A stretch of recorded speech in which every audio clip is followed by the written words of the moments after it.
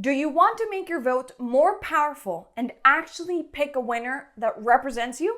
Let me introduce you to ranked choice voting, a game changer for our democracy. And to make this a little bit more fun, let's pretend that we're voting on our favorite dessert. Imagine this. You're at a party with a bunch of people, and the host asks everyone to pick one dessert, but they give you options, and you get to rank your options. The options are cake, ice cream, pastry, cookies, or chocolate. You love them all, but how will you decide? Simple. You rank them from most to least favorite. So you might pick cake as your top choice, followed by ice cream, cookies, pastries, and chocolate. Other people rank their choices too, and then it's time to tally the votes. Now, if cake gets more than half the first choice votes, it's the winner and everybody gets cake for dessert. But if no dessert gets a majority, what happens next? Let's say no dessert got over 50% of the votes in the first round. Maybe cookies get the least amount of votes and it gets eliminated. But if you voted for cookie as your first choice, don't worry.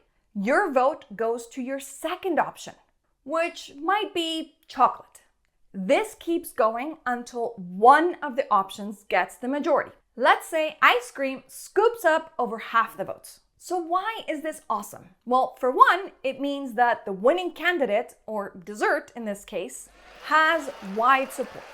Plus, it also encourages more positive campaigning. You want the second or third choice to be something that people would still vote for. So you're more likely to share the love all around. Now, ranked choice voting also means that your vote still counts even if your top pick doesn't win.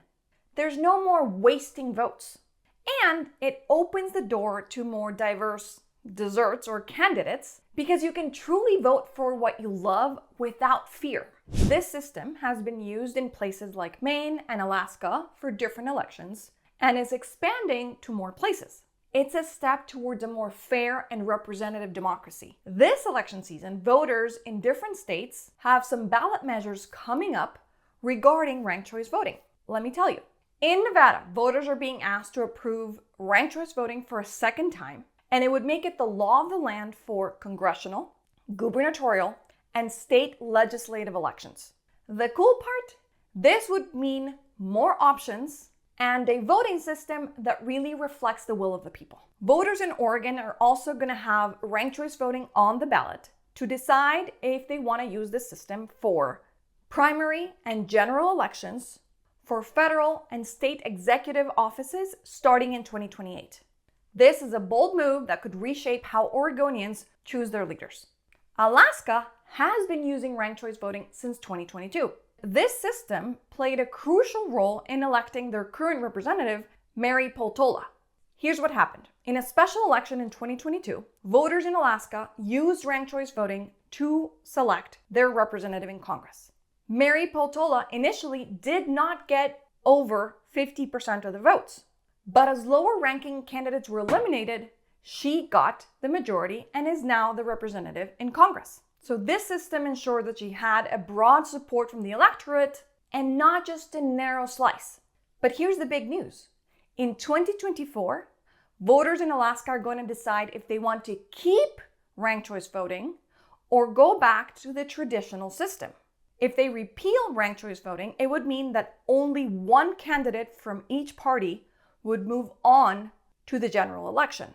Now, the people supporting ranked choice voting say that this ensures broader support for the candidates.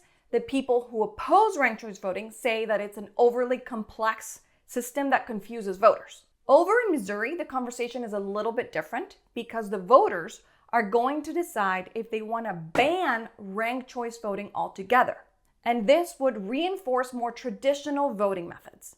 While many states are considering using ranked choice voting, it's important to note that several states have moved in the opposite direction, banning ranked choice voting.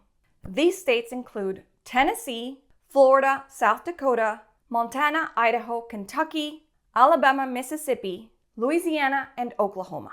Now, the reasons for these bans vary, but mostly it's arguing that it's too complex and confuses the voters.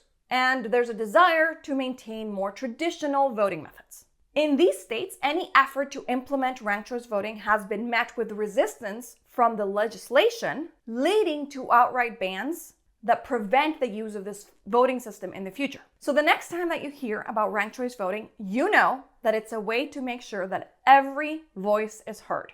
Cheers to making our democracy stronger, one vote and one dessert at a time.